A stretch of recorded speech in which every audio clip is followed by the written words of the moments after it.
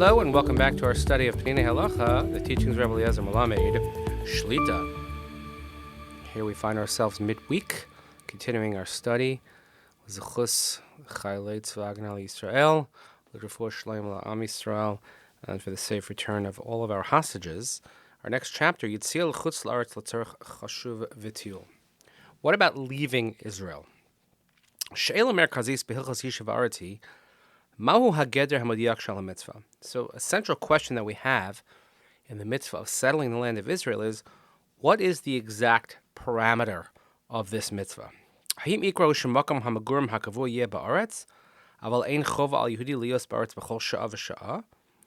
it mean that the main essence of this mitzvah is that we have our permanent residence in Israel, but there's no obligation for the Jew to be in his house or in his residence every single moment? Or does it mean that a person should always eternally live in Israel? And every single moment there is a mitzvah for him not only to be in the land but to remain in the land. So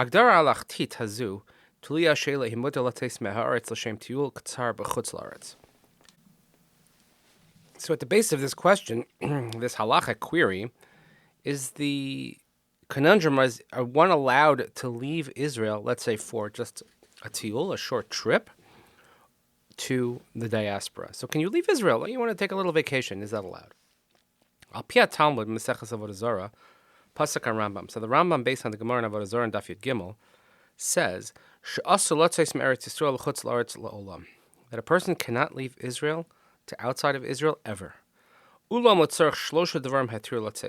there are three reasons which will allow someone to leave Israel. Torah, Misuin, Umischar. In order to learn Torah, for a wedding, to find a spouse, and also for business. And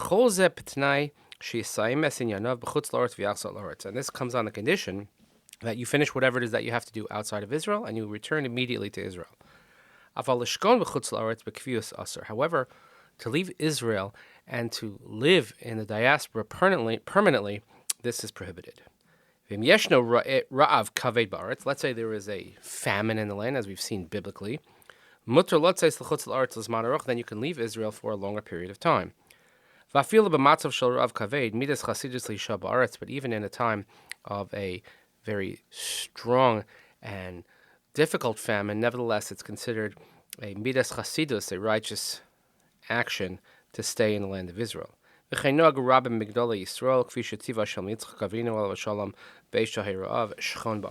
we find this by many of the Gedolim, and none bigger than Yitzchak Avinu, when Bereshis in the 26th chapter, during the time of famine, Hashem told him, remain in the land. In Cain, so it comes out, then there are two levels of the mitzvah of dwelling in the land. The first is permanent dwelling. To make a place where we live, our residence. And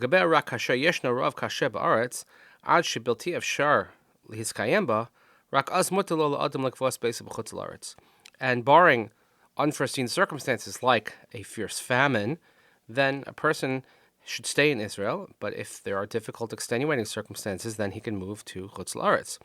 Ulam lalokein, however, without these extenuating circumstances, mitzvah lov l'kvuas beiso b'Eretz Yisrael, he has a mitzvah to establish his home in Israel. Ukayom baruch Hashem ein ra'av kaved ba'aretz, and nowadays we don't have great famine in the land of Israel. L'chein asa l'redes me'aretz l'shem hishtakus. He says, therefore, it is forbidden for one to leave the land of Israel without any of these extenuating circumstances. So today, one would not be allowed to leave and live elsewhere.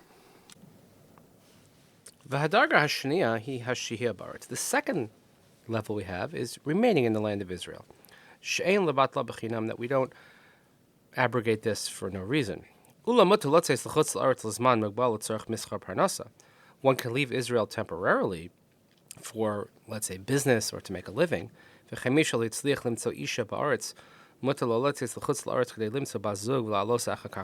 someone was not successful in finding a spouse in Israel and you want to travel abroad to find someone to marry, this is certainly allowed. And then to go back to Israel as soon as that is taken care of. Let's say somebody wants to learn specifically by a certain Rav or any yeshiva in Chutz La'aretz. You're allowed to leave Israel to learn in that place. But of course, this is on condition that you have every intention to return. But realistically speaking, certainly in our times, most of the great Talmidei Chachamim live in Israel. It doesn't seem reasonable to leave Israel to go learn in Chutz La'aretz when most of the Talmidei Chachamim and the great yeshivas, etc., are located in Israel itself. Ulam matzim od shemavakshim merabanim mechanchem haaretz latzeis l'chutz la'aretz k'dei l'lamed sham Torah l'chanech la'aliyah la'aretz v'zeh muter u'mitzvah. We do find, however, that many rabbis or educators, rebbeim, are asked to leave Israel to come to the United States, for instance, or anywhere in Chutz La'aretz, so that they can teach Torah, but also to encourage people to make aliyah, to move to Israel. This not only is allowed, he said, but it's a mitzvah. And also for medical purposes, let's say there are certain medical procedures that one can only get abroad, that certainly one is allowed to leave the land of Israel. Or let's say to visit one's parents or to honor one's parents, one can certainly leave Israel temporarily to go fulfill the mitzvah of kibbud av va'em. So we'll see more along these lines next time about what about a pleasure tiyul. Can one go just for a vacation? This is part of this question, but certainly until then, we'll continue davening for the brave soldiers of the IDF who are fighting so that we have in Israel to come home to, for Shalem La'am Yisrael, return of all of our hostages. Thank you again, everyone, for listening. Hope you have a great day. We'll see you here next time.